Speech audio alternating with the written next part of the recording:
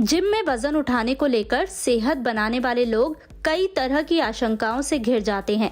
उन्हें कई बार समझ में नहीं आता कि सही क्या है, वजन कैसे और कितना उठाना चाहिए। स्ट्रेंथ ट्रेनिंग के बहुत सारे लाभ भी हैं। दूसरे फायदों के अलावा ये संतुलन बनाए रखने के लिए अच्छा है। जोड़ों के दर्द में ये मदद कर सकता है। उम्र बढ़ने के साथ साथ मांसपेशियों में जो ढीलापन आने लगता है उसे भी ये कम कर सकता है।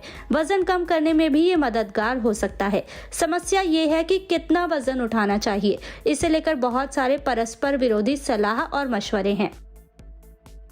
पावर लिफ्टर कभी कभी कहते हैं कि भारी उठाओ वरना घर जाओ, जबकि दूसरी सलाह के मुताबिक हल्का वजन उठाने से मांसपेशियों को कसावट और आकार मिलता है। अब सवाल ये है कि हमें भारी वजन उठाना चाहिए या हल्का। कनाडा की मैकमास्टर यूनिवर्सिटी में प्रोफेसर स्टुअर्ट फिलिप्स के रिसर्च ग्रुप के साल 2016 के एक अध्ययन के मुताबिक हल्का वजन उठाकर आप उतना ही फायदा हासिल कर सकते हैं जितना आप भारी वजन उठाकर हासिल करना चाहते हैं।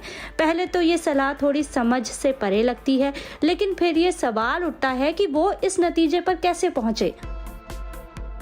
शोध के दौरान 49 वेट ट्रेनर्स के 2 ग्रुप बनाए गए और 12 हफ्तों का प्रशिक्षण कार्यक्रम शुरू किया गया।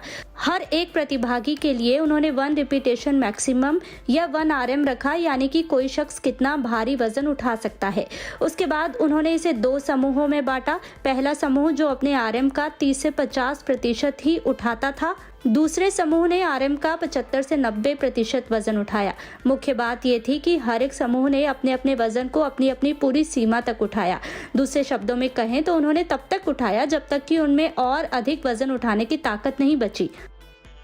असफलता का सामना किसी को भी करना पड़ सकता है। हल्का वजन उठाने वाले समूह ने भारी वजन वालों की तुलना में 20 से 25 बार भार उठाया, जबकि भारी वजन वाला समूह ये काम 8 से 12 बार ही कर पाया। मोटर यूनिट्स तंत्रिका द्वारा नियंत्रित मांसपेशी तंतु या मसल फाइबर के बंडल होते हैं। जब आप वजन उठाते हैं तो मांसपेशियों को सिकोड़ने के लिए मोटर यूनिट्स की जरूरत होगी। हर बार जब आप वजन उठाते हैं तो कुछ मांसपेशियां थक जाएंगी। अगली बार वजन उठाने के लिए ज्यादा मोटर यूनिट्स की जरूरत होगी। जल्द ही आपके पास मौजूद सभी मोटर यूनिट्स थक जाएंगी और यही वजह है कि आपकी मांसपेशियां वजन नहीं उठा पाएंगी। मैकमास्टर की स्टडी में जो बात सामने आई वो ये कि अलग अलग वजन उठाने के बावजूद दोनों समूहों में ताकत और मांसपेशियों में वृद्धि बराबर थी। दूसरे शब्दों में कहा जाए तो कम वजन अधिक बार उठाने और भारी वजन कम बार उठा पाने से कोई खास फर्क नहीं पड़ता। हाल ही में हुए शोध के निष्कर्ष इसी ग्रुप द्वारा की गई पुरानी स्टडी से मेल खाते हैं। अब सवाल ये है कि हम में से बाकी लोगों के लिए इसका क्या मतलब है। इसका मतलब ये है कि आप भारी वजन या हल्का वजन उठाकर भी नतीजे हासिल कर सकते हैं। शर्त यह है कि आप अपनी मांसपेशियों को सामान्य से अधिक काम करने दें।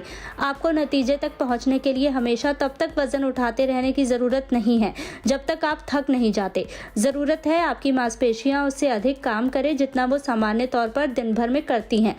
सेंट मेरी यूनिवर्सिटी ट्विकेनहैम के strength and conditioning coach Richard Blagrove सलाह देते हैं कि 1 से 10 के पैमाने पर जहां 10 बार भार उठाने से मांसपेशियां थक जाती हैं तो 7 से 8 बार इसे दोहराना ठीक रहेगा। अगर आपकी मांसपेशियां हफ्ते में 1 बार उस ओवरलोड यानी अतिरिक्त भार को महसूस कर रही हैं तो आपका शरीर उसे स्वीकार कर लेगा और मजबूत हो जाएगा। अगर आप चाहते हैं कि मांसपेशियां और मजबूत होती रहें तो इसके लिए आपको लगातार जितना भार उठाना है और जितनी दफ़ा उसे एक बार में दोहराना है उसका पूर्व मूल्यांकन करते रहना होगा, ताकि आपकी मांसपेशियों को उस कंफर्ट जोन से आगे ले जाया जा सके जिसकी वो कुछ दिनों से आदी हो जाती हैं। यदि आपको वेट ट्रेनिंग आसान महसूस होती जा रही है तो इसका मतलब है कि उस वेट लिफ्टिंग से बहुत ज्यादा फायदा नहीं हो रहा है। सबसे जरूरी चीज ये है कि आपके पास एक सुरक्षित वेट प्रोग्राम होना चाहिए, इसलिए आपको इसे शुरू करने से पहले एक प्रशिक्षित व्यक्ति की आवश्यकता है। लेकिन जब तक कि आप पावर लिफ्टर या बॉडी बिल्डर नहीं बनना चाहते तब तक कितना अधिक भार उठाना है और उसे कितना दोहराना है वाले चक्कर में ना पड़ें। मांसपेशियों को मजबूत करने और ताकतवर बनने के लिए नियमित रूप से जिम जाना और खुद को कंफर्ट जोन से बाहर लाना सबसे ज्यादा जरूरी है।